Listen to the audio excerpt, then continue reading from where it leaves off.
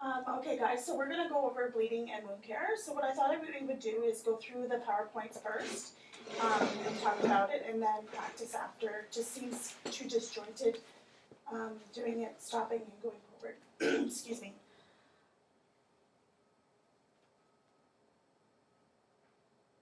Okay, so the characteristics of a dressing. So we all know the difference between clean and unclean and sterile and unsterile. You need a dressing that is large enough to cover the wound. So if you come up to a wound that's just a tiny little wound, you know you're not going to need your whole package of bandages. You need something that is absorbent, and you need something that is soft or non-stick if possible.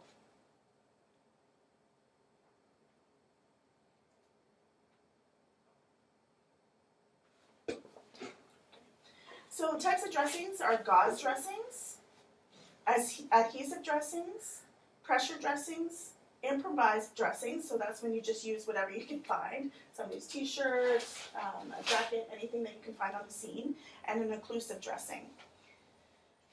So examples of improvised dressings, like I said, with somebody's t-shirt. Does anybody have any other ideas that might work for an improvised dressing?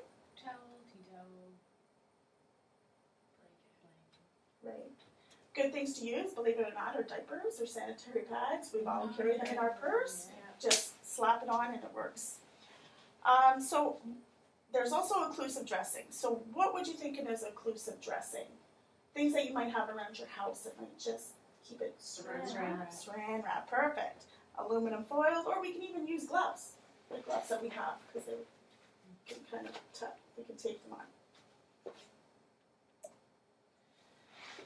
So, guidelines for applying dressings. We want to prevent any contamination to the wound. Most wounds that we come out are usually dirty that we see on the street, so we want to make sure that we can keep it as clean as possible. Like we mentioned earlier, that the dressing should cover the entire wound. You need to, this is a major thing, because as nurses we want to get rid of an ad, So here we make a decision and we don't get rid of the dressing, we just keep adding on top of. The reason why we're doing this is we're not in a sterile place, so if we keep taking that off, we could keep adding contamination. So, and then we are going to keep those dressings in place with tape or bandages. So, characteristics of bandages, we all know, are using ones that are held into place, used to hold dressing in place. So we could use a wrap, that sort of thing. Maintain pressure, so we're going to make sure that if we're using a bandage that it is going to be on top and keeping a firm hold on that dressing. They want to support the limb. We want to immobilize the joint or limb, and we want to secure the slits. So types of bandage are your triangular bandage, which, example, this. Roller bandage, which is just a roll of gauze, we've all seen, and then an improvised bandage, which we talked about already. So guidelines for applying bandage. It should not be loose, but it should be enough pressure to control the bleeding. So we all want to put pressure on it, and sometimes we want to put so much pressure on it that it cuts off circulation. So we want to make sure that you're checking their circulation at all times. You're checking the nail beds, checking the color, the warmth, is it getting cold, etc. So you want to provide good support. So when somebody has hurt their arm, they have a contusion on their arm, we want to make sure it's close to their body and we're supporting it. That's when the triangular bandage will come into play. So we are going to practice creating a broad bandage and a narrow bandage. So in your packages, we all have our triangles.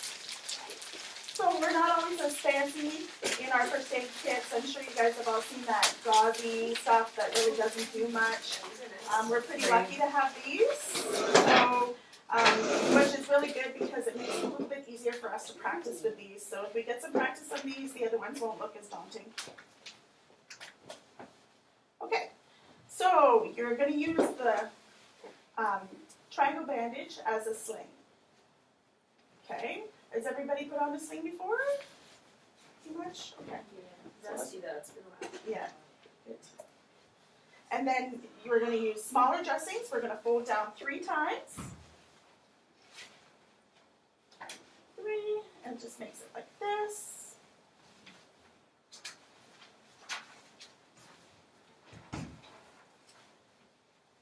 And this is the type of bandage that's going to go around your wounds on your hands, etc. And to use support splints or keep large dressings in place, you're just going to fold it down once. So pretty simple. Bring the tip down to the center.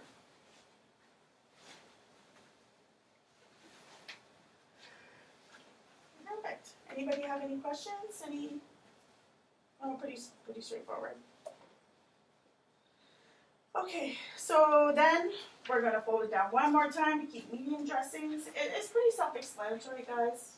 I mean, when we're in a hurry, we're not going to be spending our time folding. all the creases are out, that sort of thing. We're going to try and do this in our mind as quick as possible, of course. Okay, so let's demonstrate a roller bandage on a student.